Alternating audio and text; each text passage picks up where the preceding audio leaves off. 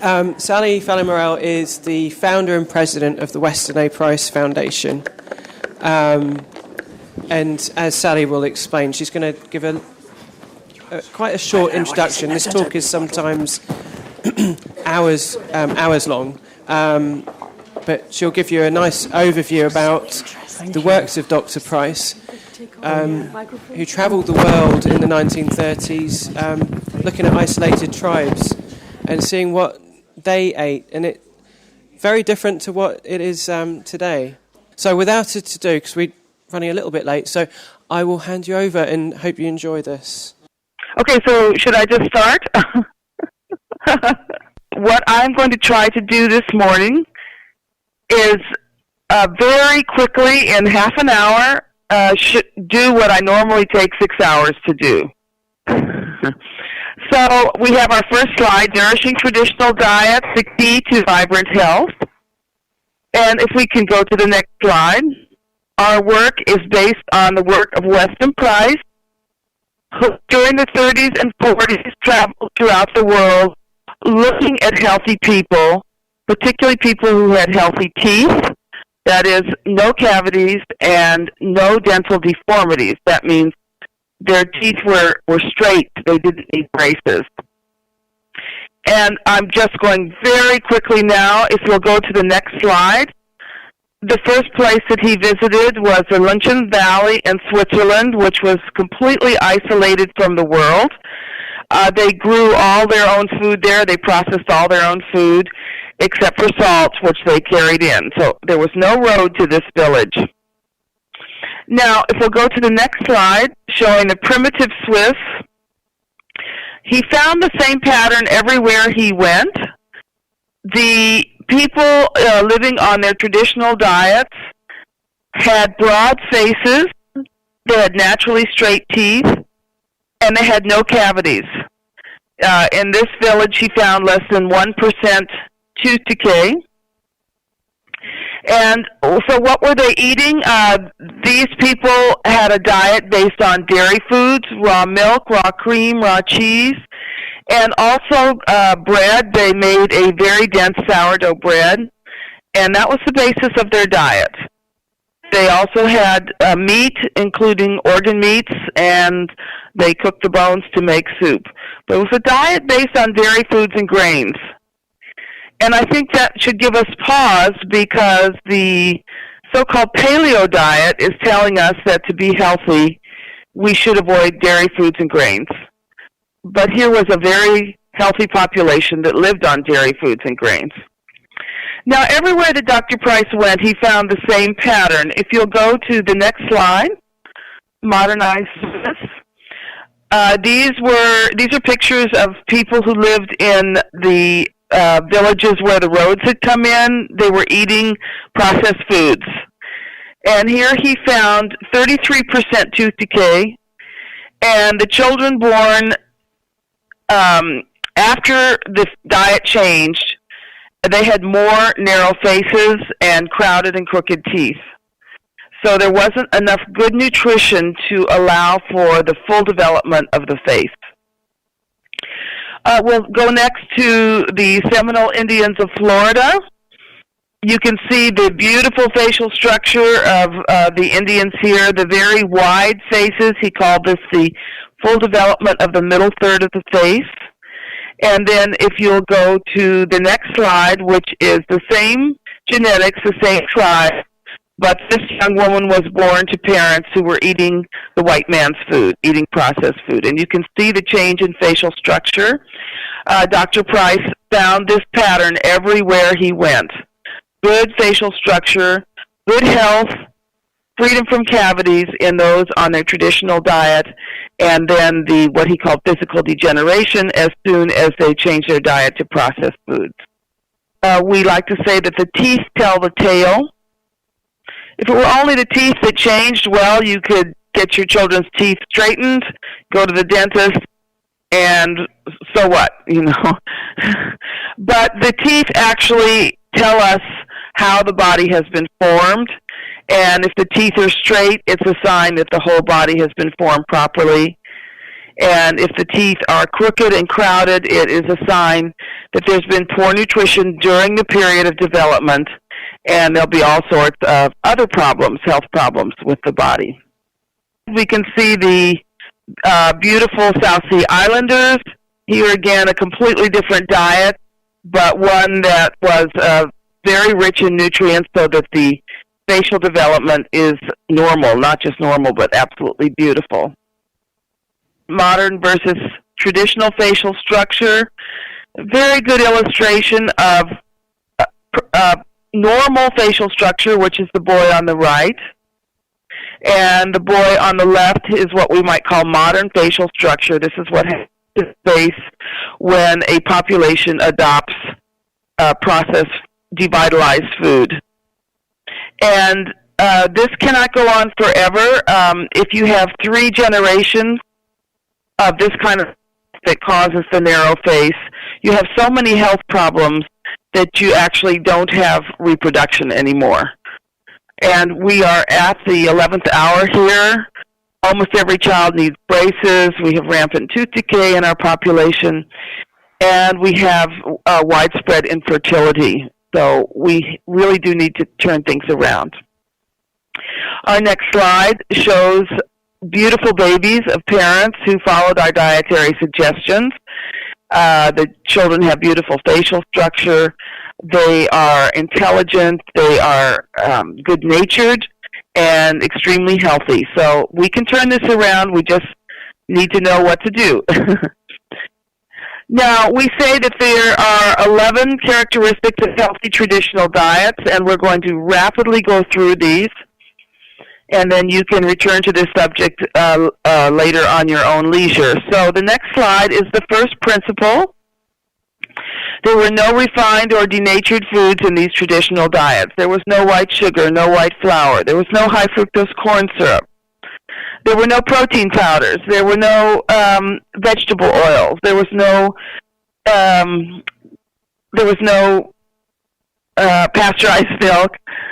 If they were a culture that had cows or goats and did dairy products, these were raw or fermented. So if we see the next slide, life in its fullness is Mother Nature obeyed. This was Dr. Price's most famous saying, and I can guarantee you that if you are eating these processed foods, you will not be able to live your life to the fullest. You will have health problems, possibly even psychological problems. It will be very difficult for you to accomplish what you want to accomplish in your life. All right, second principle, so we're on the next slide. Every diet contained animal products. There were no vegetarian or vegan diets. This was Dr. Price's greatest disappointment. He had hoped to find a healthy population that didn't use animal foods, and he had to admit that all the populations that he found put a great emphasis on animal foods and went to great to find these animal foods. And you'll notice that there was a great emphasis on the organ meats of the animals, the organ meats and fats, the exact part of the animals that we throw away today or we think that we shouldn't eat. These are the most nutrient-dense part of the animal. And we'll go to the next slide, animal food nutrients. There are certain nutrients that we can only get from animal foods. Vitamins A and D, which we will talk about a little bit more. Cholesterol is actually a nutrient for growing children. Vitamin B12 and certain types of fats that are really critical for neurological development. These we only get from animal foods. And then in the right-hand column, there are many nutrients that we can get from plant foods, but they're much more available in the animal foods. Starting with calcium, it is virtually impossible to get the calcium we need from plant foods. And in traditional cultures, they got their calcium either from dairy foods or from bones. If they didn't have dairy animals, they made a big effort to crush up the bones of small animals and birds and add them to their food. Third principle is the most important principle. It is the principle of nutrient density. This is Dr. Price's key finding. He actually analyzed the foods these people ate in his laboratory, and he found that they were extremely high in minerals, but even higher in what he called the fat-soluble vitamins. We'll look at these very quickly because this is the crux of our teaching, the importance of getting these fat-soluble vitamins in the diet. And there were 3 critical fat-soluble vitamins. The first 2, if you'll go to the next slide, are vitamins A and D. And we get these vitamins, well, from insects. So all we need to do is eat lots of insects, right? Eat your bugs. No, this is not something that we enjoy in Western cultures, but there are other sources that we like, such as butter and cream, egg yolks, liver and organ meats, so pate, liverwurst, and animal fats. And then in the left-hand column, certain types of seafoods, such as fish eggs, fish liver oil. This is why we're so insistent on cod liver oil. Fish heads. A lot of cultures really value those fish heads, full of vitamin A. Shellfish, oily fish, and sea mammals like seal. Well, for us in the West, the sources of A and D are mostly in the right-hand column, and they are delicious foods. Butter and cream, egg yolks, liver, organ meats, animal fats. The very foods we're being told not to eat are the sources of these really critical vitamins A and D that were so high in the traditional diet. The fat-soluble activators A and D, what Dr. Price pointed out is that you can't use the minerals in your food unless you have these fat-soluble activators. So they are a synergistic combination. Go to the next slide.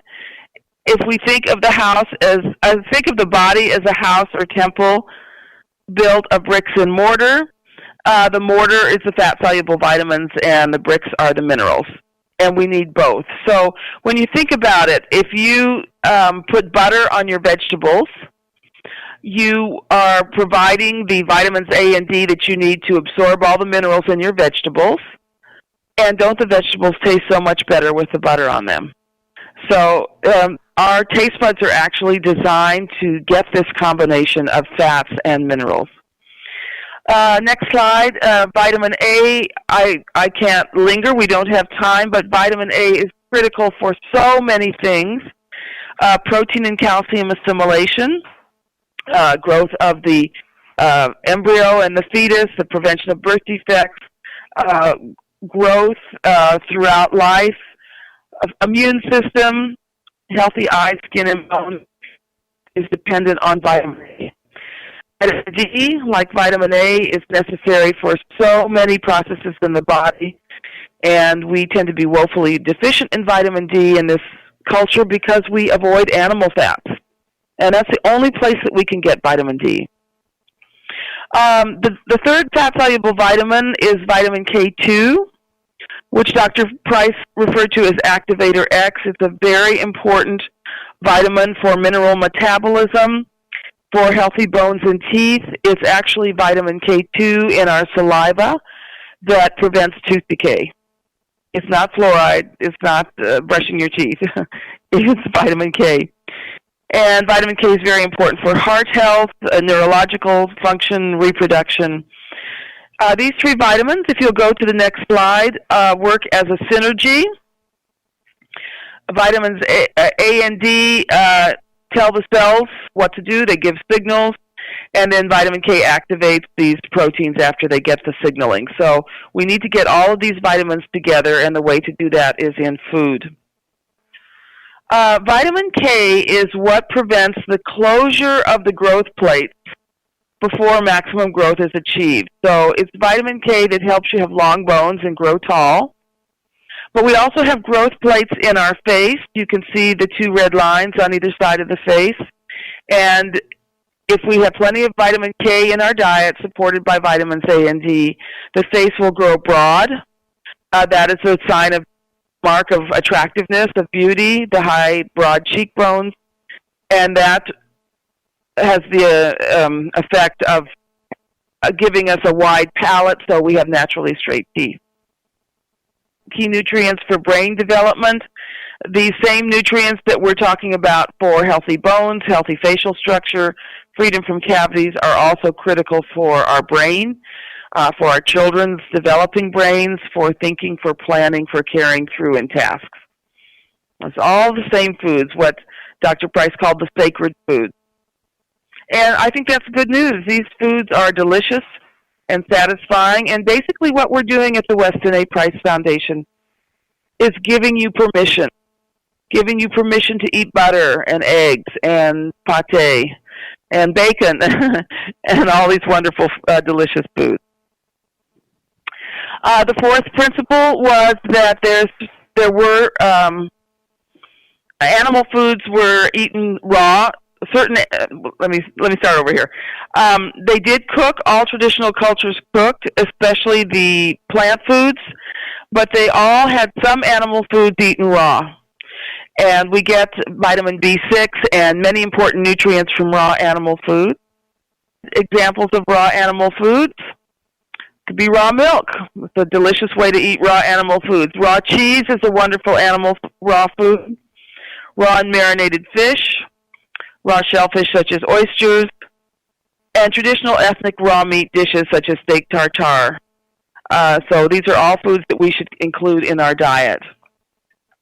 Fifth principle, these diets were very rich in enzymes and good bacteria. I think of enzymes as the magic workers in the cells. That's why I have these men in turbans here. And so what kind of foods do we get these enzymes and good bacteria from? Well, raw dairy products, for one. Raw meat and fish, raw honey. Tropical fruits are very rich in enzymes that help us digest protein. Cold-pressed oils, wine, and unpasteurized beer. But the foods that we really put an emphasis on are lacto-fermented foods such as sauerkraut, pickles, yogurt and cheese. You can also do lacto-fermented meat in the form of salami or fermented fish, and even beverages.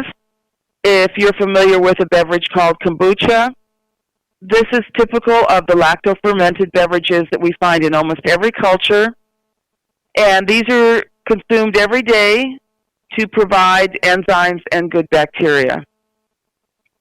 We now know that we need beneficial bacteria in our gut. The gut is not sterile. We've seen a huge paradigm shift. And when we eat these foods, we are providing these good bacteria every day. So, for example, your sauerkraut, you eat a small portion of sauerkraut with every meal. You'll get as many bacteria in that little spoonful of sauerkraut as you would get in a whole bottle of probiotic pills. So we need to put these, it's not that we need an all-raw diet. Many foods should be cooked. They're more digestible cooked. Their nutrients are more available cooked. But at the same time, we eat what I call these super raw foods like sauerkraut to provide us with enzymes and beneficial bacteria. All right, fourth, let's see, we're at the sixth principle now, which is the principle of proper preparation of grains.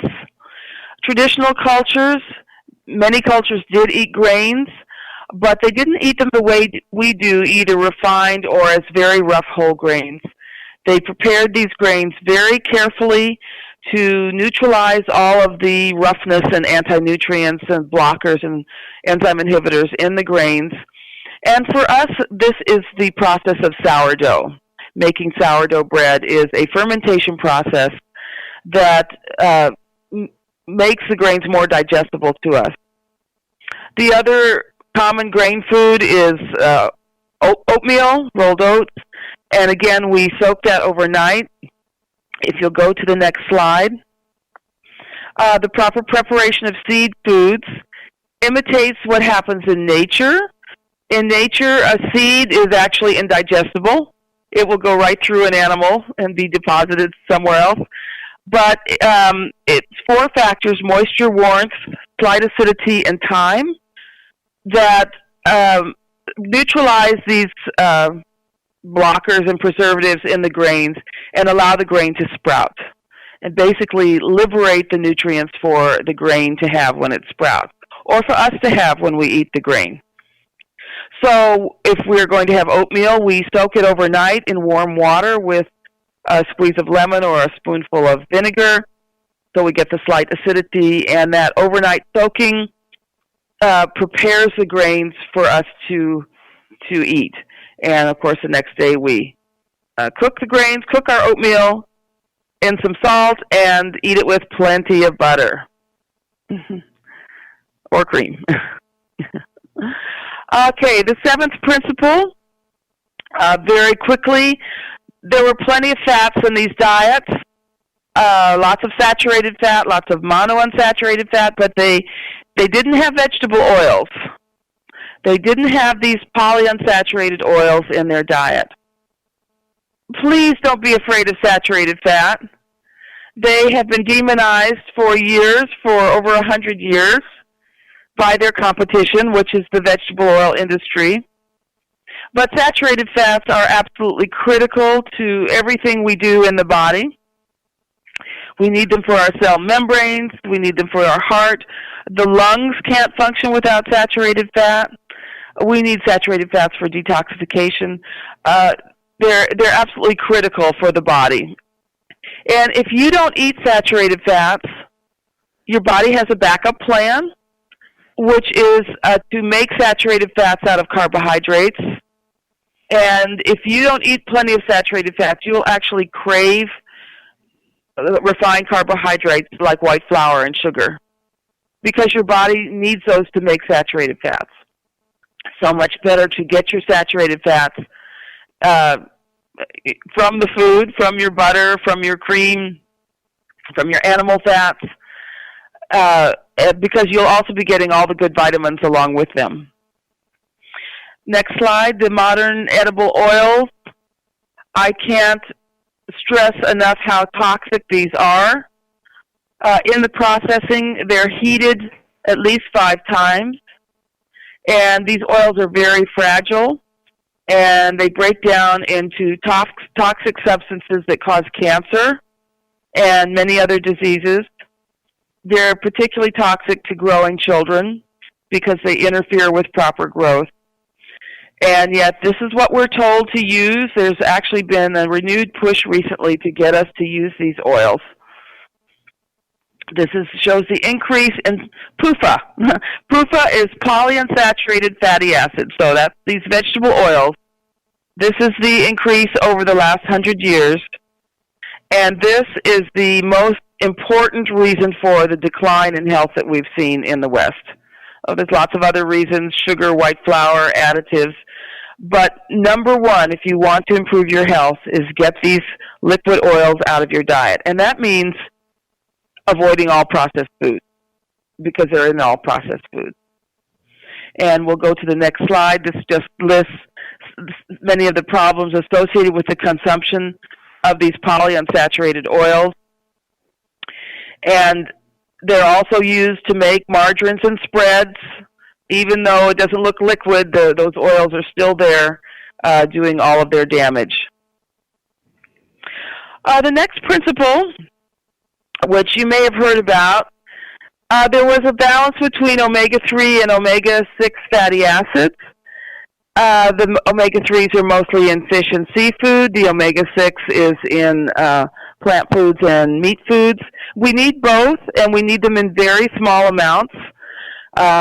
If you are eating good animal foods and taking your cod liver oil, you're going to have a very nice balance, and you really don't have to worry about this.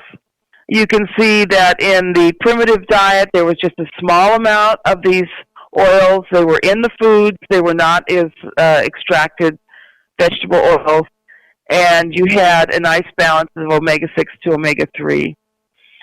What we have in the modern diet is a lot of omega-6, mostly from these oils, or even from things like eggs, because the way they raise the eggs today in confinement, eating a lot of corn, they'll have mostly omega-6 in their yolks and hardly any omega-3.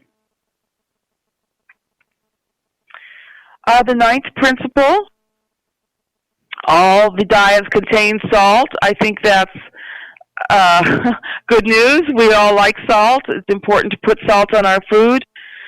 They got their salt from the sea or from mines, or they even burnt sodium-rich grasses and added them to their food. Many cultures drank the blood and urine of their animals to get salt. So salt is extremely important.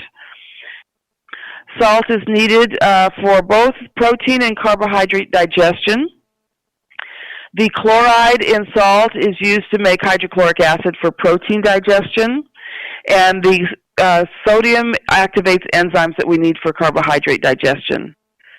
So there's a reason that food tastes better to us when we put salt on it. And I think, again, that's good news for us. Salt is critical for the development of the brain. We're very concerned about instructions to pregnant women to avoid salt and salt-free baby food. Pregnant women need to be eating plenty of salt, and babies need salt for the development of their brain and nervous system. Salt is critical for adrenal function. If you're under stress, you need more salt, and it's the basis of cellular metabolism. Unfortunately, we figured out how to ruin our salt, just like we figured out how to ruin everything else by processing. So traditional salt production was just the simple evaporation of seawater. And so the salt not only provided sodium chloride, but also magnesium and every single trace mineral in the sea. So we got all of our trace minerals from our salt. Today we refine the salt, we take out all the trace minerals, and we add an additive which contains aluminum. So the salt will pour when it rains. So it won't stick in the salt shaker. So if you'll go to the next slide, you definitely want to get unrefined salt. Your salt should have a little color to it, gray, pink, or beige, indicating the presence of minerals, indicating the fact that it's not refined salt. And in the United States, we publish a shopping guide, which I think would be helpful to people in England as well. There are many, many brands of unrefined salt available today. All right, so the 10th principle, all traditional cultures made use of the bones.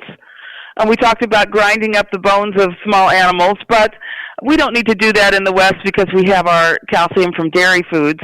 But they also cook the bones and the parts with a lot of cartilage and collagen, the heads and the feet, to make a nourishing broth.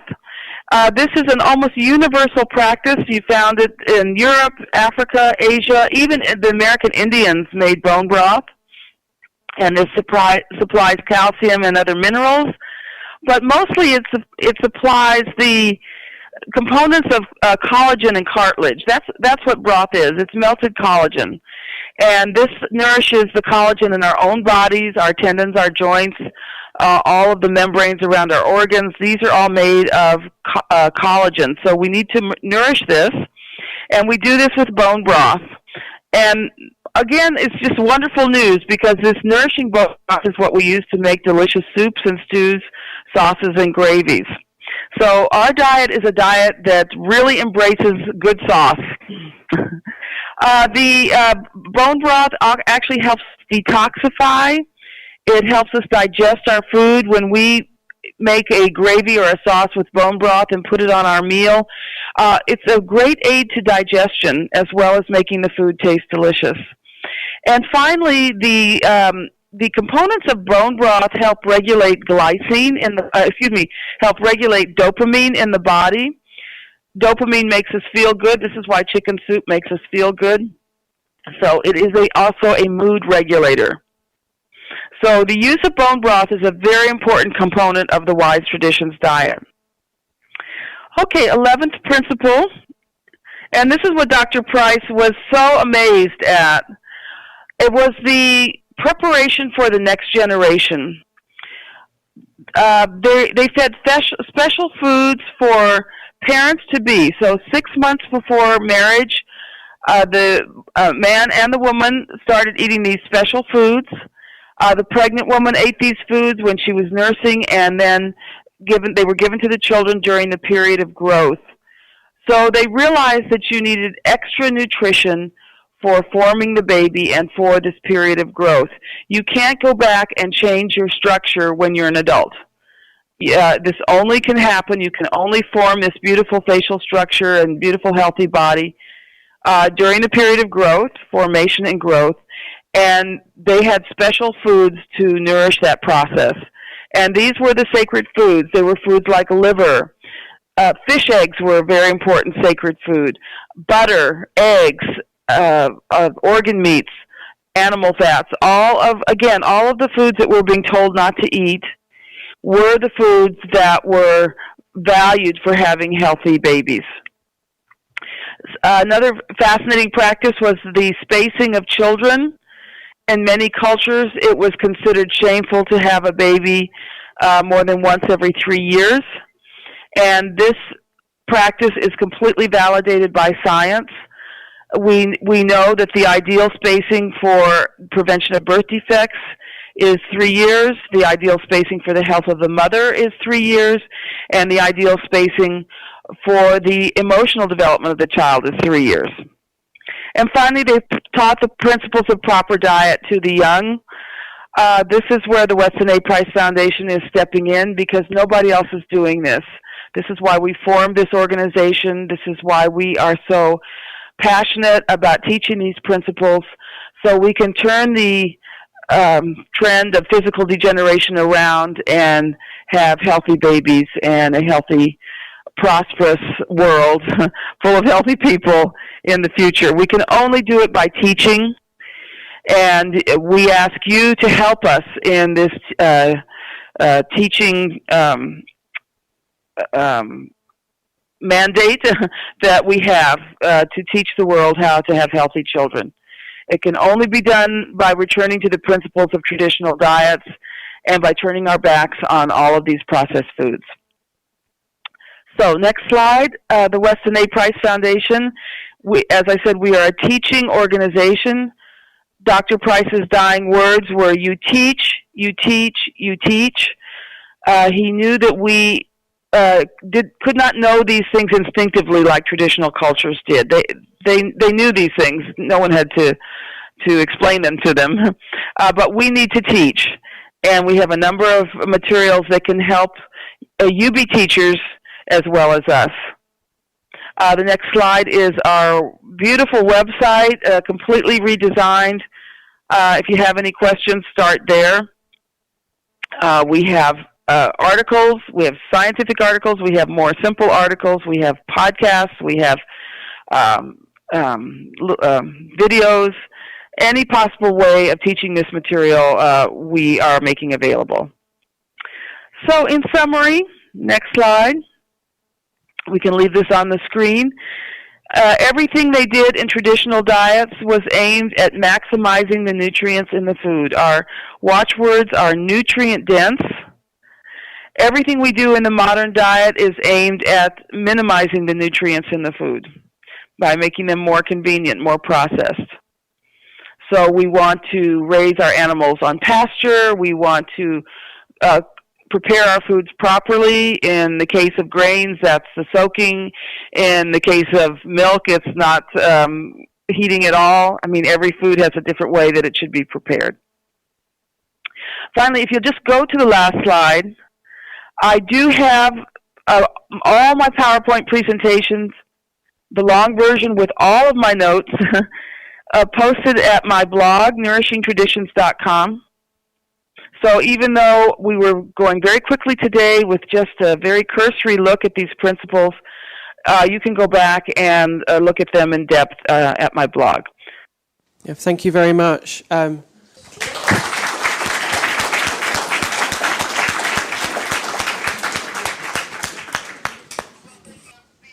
The Weston A. Price Foundation support the work of your chapter leaders here. They are doing a wonderful job, and I especially want to thank Kelly for organizing this event today, and to Phil and Nigel and all of his helpers. I don't know who you all are. Thank you very much. I know you went through a lot of work to put this together. Hope to meet some of you one day.